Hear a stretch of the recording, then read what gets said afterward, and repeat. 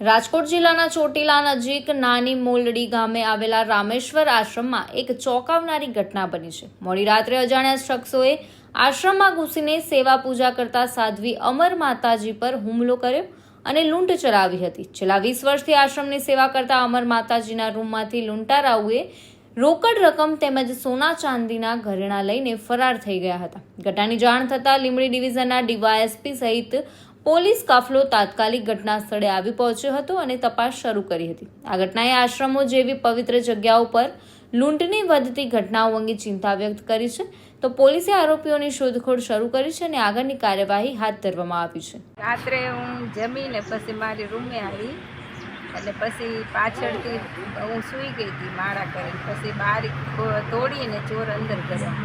એક જોડો પહેલાં ગયો, પછી બધા દરવાજા ખોલી અને મને ધમકી આપી, સરા લઈને મને લોકો માર્યો। પછી હું અહીં કેટલા એમ કે 20 વર્ષથી રહું છું, તો આવીને બધી મને ધમકી કે બધું દઈ દે, નહીં તો હું માન નાખીશ। એટલે એ આવીને બધું લઈ ગયા ચોરી, કે જો લૂંટફાટ કરી। કેટલા રૂપિયા ગયા? રૂપિયા 7-8 હજાર જેવું હતું, બીજું કઈ ઘરેણા હતા અને બધું એમને બધું વીખી નાખ્યું, બધું કબાટ 3 કબાટ તોડી નાખ્યા। એવી રીતે કરી પછી મને અંદર લોક મારી પછી બહાર નીકળી ગયા। કેટલા જણા આવ્યા હતા? 5 જણા હતા। આજરોજ વહેલી સવારે એટલે કે આજે 6 તારીખના વહેલી સવારે 3 થી 4 વાગ્યાના અરસામાં ચોટીલા પોલીસ સ્ટેશનની હદમાં હાઈવે ઉપર જે નાની મોલડી જે ગામ આવેલું છે, ત્યાં નાગરાજ હોટલની બાજુમાં એક જે છે માતાજીનું મંદિર આવેલું છે। એ મંદિરની બાજુમાં એક સાધ્વીબા જે પોતે વર્ષોથી ત્યાં રહી અને મંદિરમાં સેવા કરે છે, એ ઓઈડીમાં ત્યાં પોતે રહે છે અને ત્યાં જે એમનો બધો સામાન જે રાખતા હોય છે, ત્યાં એક બનાવ બનેલો છે। આ બનાવમાં રાત્રે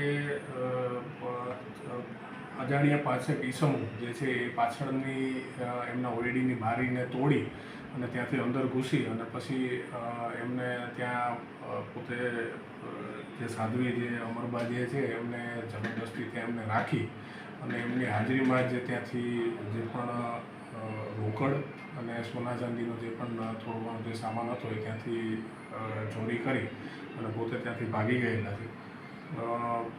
આ ઉપરાંત સામાન પણ ઘણો ખરો વેરવિખેર કરી અને સામાનને નુકસાન પણ એમણે પહોંચાડેલું છે। આ બનાવની જાણ જે છે એ એમણે જ્યારે પોલીસને કરી તો તાત્કાલિક ઘટના સ્થળે પહોંચી અને તમામ ટીમો દ્વારા જે છે તપાસ જે છે આગળ વધારવામાં આવી છે।